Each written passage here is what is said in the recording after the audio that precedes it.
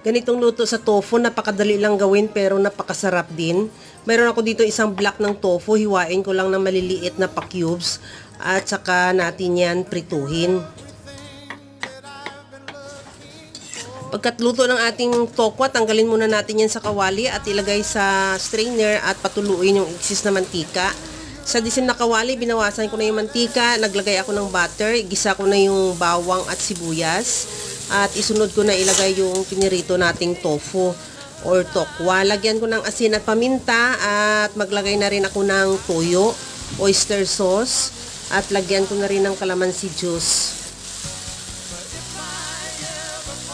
Ilagay ko na rin yung tinira nating sibuyas. Maglagay din ako ng siling green at siling labuyo. Lagyan ko na rin ng liquid seasoning at maglagay na ako ng mayonnaise. At kunting halo lang, ready to serve na yung ating napakasarap na tofu sisig.